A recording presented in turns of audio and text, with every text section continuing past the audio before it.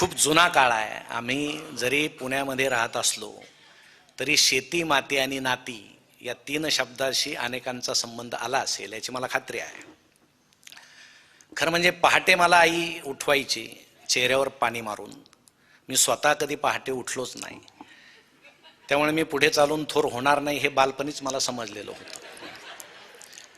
मग जगाशी जुळून घ्यायला थोडासा वेळ लागायचा. डोळे उघडायचे, कुणाच्याही घरापुढं नळ नसायचे, त्यामुळे बहुतेक दमयंत्या नदीकडे निघालेल्या दिसायच्या.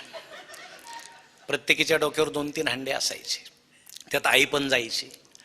आणि मग अंधार संपण्याच्या आधी आमच्या गावातल्या सगळ्या स्त्रिया आंघोळी उरकून घ्यायच्या, कारण कमरे इतकं नानी घर असायचं. पुढं लज्जारक्षणासाठी काय करावं हा उजेड पडल्यानंतरचा प्रश्न असायचा.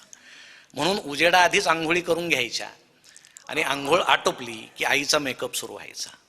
त्यावेळेचा आईचा मेकअप खूप सोपा होता. नाकात नथ घालायची, 9वारी साडी घालायची. त्या 9वारीला 4 तडुपाचे रंग असलेले तडुप जोडलेले होते, तुकडे जोडलेले होते. त्यामुळे आज नवरात्रीला स्त्रिया प्रत्येक रंगाची एक साडी घालतात. त्यावेळेस आमची आई एकाच दिवशी सगळी नवरात्र साजरी करायची.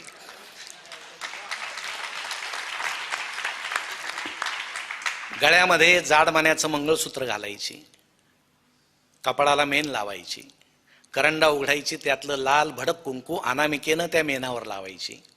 कुठंतरी भिंतीमध्ये आरशाचा छोटासा तुकडा रोवलेला असायचा.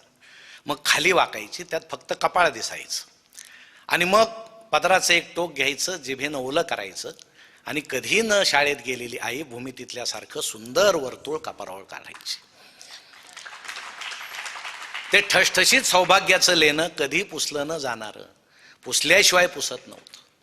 आता टिकल्या आल्या तुमची चूक नाही, कारण टिकल्या कधी पडतील आणि हे कधी आमचे गायब होतील याचा भरोसा राहिला नाही. पूर्वी ते स्थावर होतं, पक्क होतं. दुपारी गेले की संध्याकाळी तेच घरी यायचे, असा तो विषय होता.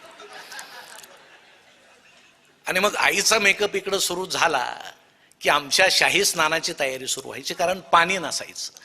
मग एक घमेलं असायचं, तो आमचा टब असायचा. मग त्या घमेल्यात बसायचं, आंघोळ करायची. नंतर ते पवित्र पाणी सडासंवर्जनासाठी वापरलं जायचं. आणि पहाट अशी उमलू लागता लागताच अंगणामध्ये एक स्वर घुमायचा, वासुदेव आला हो वासुदेव आला. सकाळच्या पहारी राम नाम बोला, वासुदेव आला हो वासुदेव आला. आई बाहेर जायची. वासुदेवाचं चित्र, डोक्यावर मोरपिसाची उभी टोपी, कपाळाला गळ्याला आडवा गंध, गळ्यात तुळशीची माळ, एका विशिष्ट प्रकारचा झब्बा, खाली धोतर, हातामध्ये